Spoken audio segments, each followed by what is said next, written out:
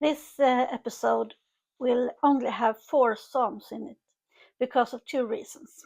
First is that the Psalm 89 is one of the longest psalms in the whole book of Psalms. And speaking of books, the second reason is also that that psalm is the last psalm in the 4th book. So with that, I will say welcome to Lias Bible Babble Psalms.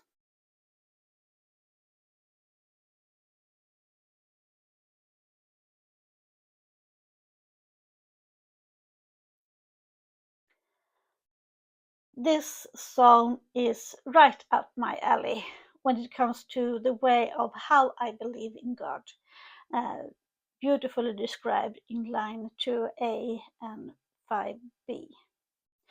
Protect me, I am faithful, rich in love to everyone that calls for you.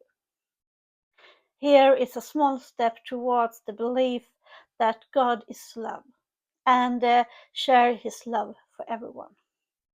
I am bold enough to say that God shares his love to everyone, even to those that don't believe in him. To me, God is goodness. He is love, trust, and the one I seek guidance and strength from when in a time of need. And that is exactly what line 11 is all about. Show me, Lord, your path so I can walk in your truth. Teach me to wholeheartedly praise your name. This makes me think of a text in the hymn, Take Me or Take Me As I Am. And the text goes, Take or take me as I am, summon out what I shall be. Set your seal upon my heart and live in me. There will be a link down below in the description if you want to listen to the hymn instead of me. But it is in line 17 that speaks to my heart. But you, O Lord, that is merciful and gracious God, late to wrath and rich in love and faithfulness. Meaning that if you are loyal to God, then God will be loyal to you.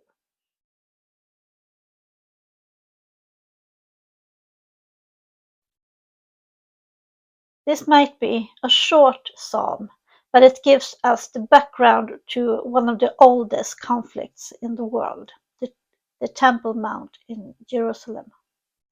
In line 2 and 3 it says, He had laid its foundation on the holy mountain. The Lord loves the gate to Zion. Zion is the old name of Jerusalem, and the holy mountain is the hill that the city, in that city, they believes that be the place where God showed King David where to build the first temple.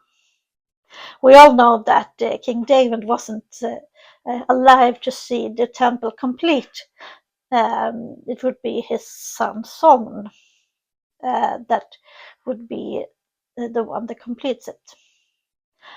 Not that he was someone that did the hands-on building part, but he made it possible with connections and alliances. There have been multiple different structures on that hill throughout history, and today there is both a Jewish temple and a Muslim mosque. There is a phrase that is repeated 3 times in that psalm. Everyone is born here. That can mean many things, but here are my thoughts. I interpret this phrase as an attempt to start over with a clean slate, so to speak. The ones that were born here were regarded to be closer to God. And if you move into the town, it was a way to start over and be reborn. Once again, the Lord has a list over everyone that lives there, as in line 6. The Lord writes a list over all the people. Here is everyone born.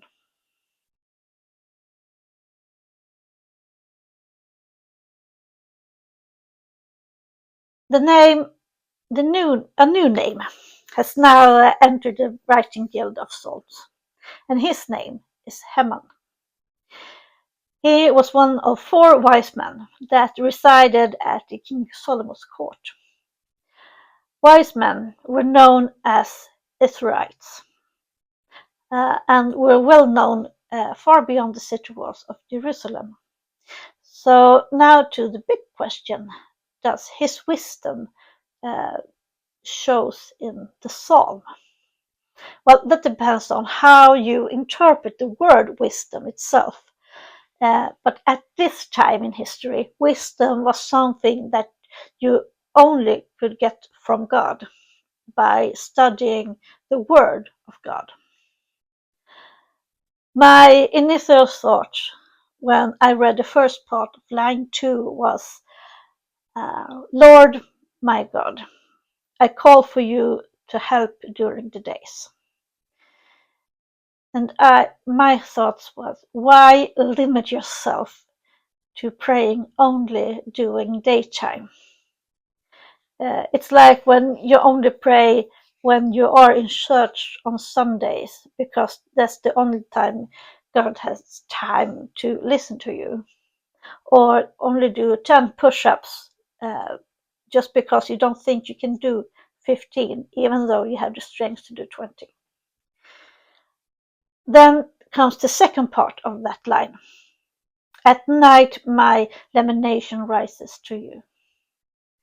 It is at night, when the darker thoughts comes, when insomnia kicks in and you question your own existence. Heman realized pretty quickly that his understanding of God is limited, but he still has a wish. Hear me, God. As in line 3, let my prayer get to you, listen to my wailing. But it comes with a price. His friends and family are driven away twice.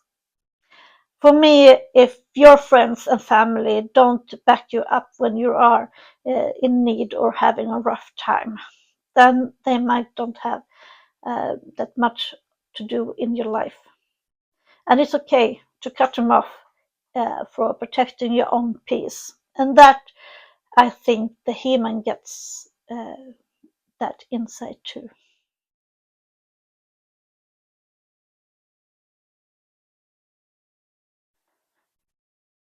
This song is written by Ethan, a colleague to Heman. I have to say, hats off to Ethan, because when he starts to write, he can't stop. He's like a can of Pringles. This psalm is also the last psalm of the 3rd book of the 5 books that the book of Psalms contains of. And just because of that, it's the longer text in Psalm. I will linger a little longer than usual on it. The mood in this psalm is completely opposite from the psalm Heman wrote. This is thanksgiving, full of joy and excitement, and a God that speaks with love in his voice. As in line 4, I made a promise to my chosen one, to my servant David, I gave him my oath.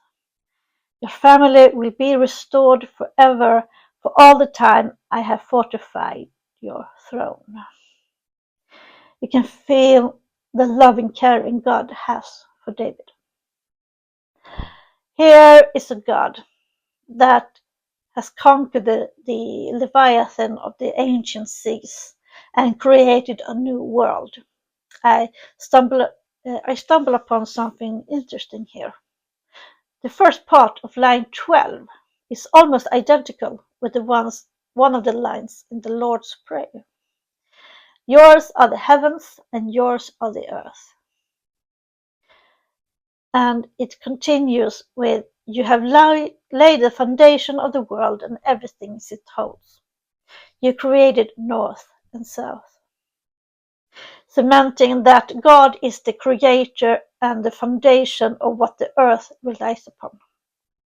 In line 25b, God speaks again. In my name he will win victories.